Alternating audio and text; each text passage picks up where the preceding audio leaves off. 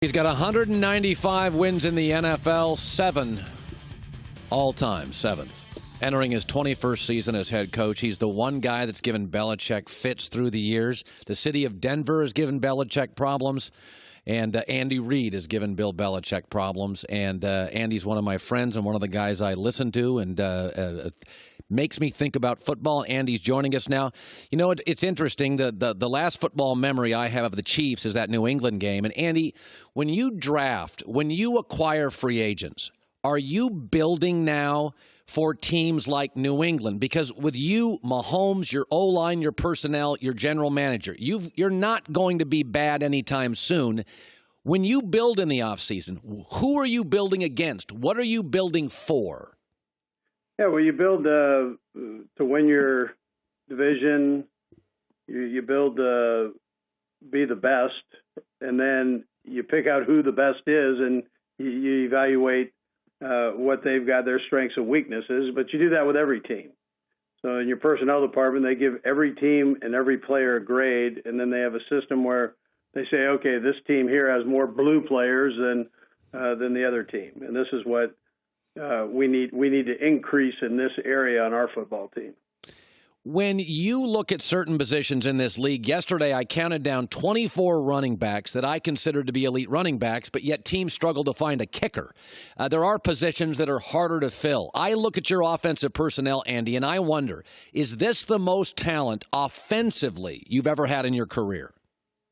I think if you go by position, it would be. As a collective group, have I had somebody that's more talented at one spot than I do here? Yeah, I probably did, but it's collectively, I think it's a pretty good group.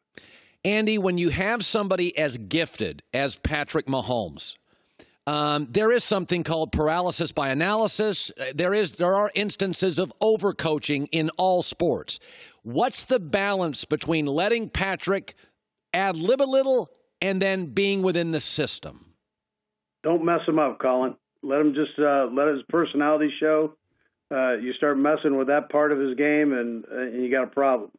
And so I learned that with Brett and Donovan and Michael Vick. They all put their own stamp on it, and their own personality shows through the offense. And you go different places with the offense. One of the great things is you have flexibility within the offense to do different things. And, man, you play to their strength and you cut them loose and let them go. Is there an audible system? Are there things now that he is entering another year? So he sits for a year, then he plays for a year. Now it's year 3. Are you adding more to the playbook? Are you allowing more audibles? Where will he be this year emotionally, intellectually, maybe that he wasn't 18 months ago?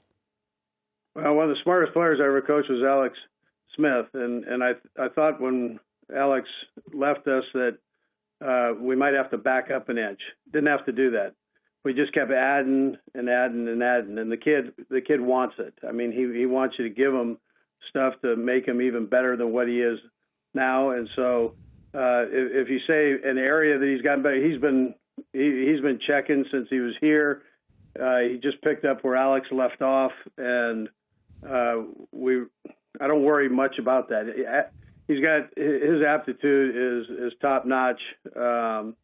He's been blessed with a beautiful mind, and so and then he puts that together with that athletic ability and that great vision that you need. You know, Andy, it's a hard cap league.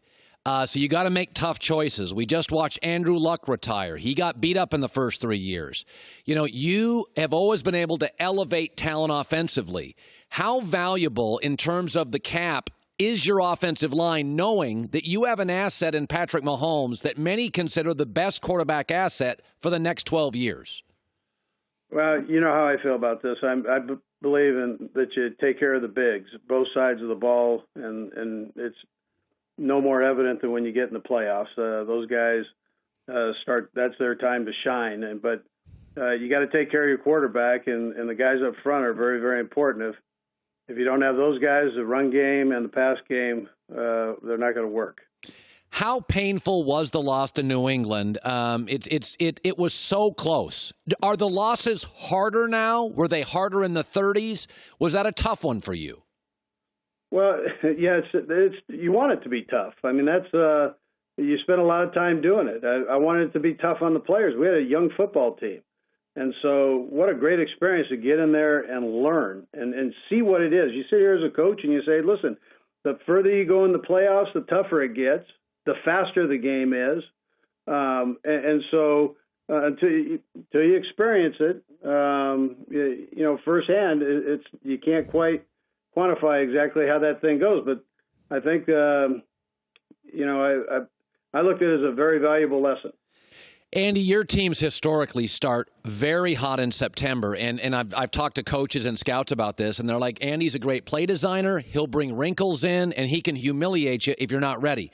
Is there, when you look at the season now at 16 games, are there things you'll hide? Will you throw it all out there and experiment? Is September football different than, say, November, December football, the way, your archetype, the way you build it? What we do, Colin, is we try to utilize the system that we're in. We have these 3 phases in the off season. We try to load the players up with new thoughts and plays. We put them on we put them in our computer and on a big old sheet of paper that we've got, and then we work on those through training camp, and then we bank them. And so you've got enough plays there to get you about through the season. And there's enough new things, new little wrinkles that on that sheet that you can pull from or draw from throughout the year. Yeah. Andy Reid is joining us, 21st season, 195 wins, 7th most of all time. Andy, the NBA is a very star-driven league. The NFL has always been about the trenches and the GM and the coach. But as we age, there is Odell Beckham now as a shoe deal, and AB's going to have a helmet deal.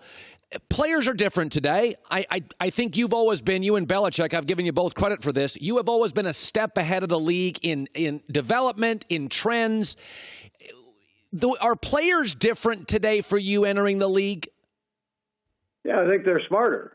Just technology-wise, they're more advanced, and so they're used to standing up in front of a camera or speaking into a microphone. They're polished with that side of the game, and I think that gives the impression that they're different. Once you get down to the base of learning the plays, that part's the same. And they're still young men, and they're blessed to have the opportunity to play in this league and to make money, and so they still need the guidelines for that. But as far as being just educated in the world, they're a little bit more worldly than maybe you and I were coming up.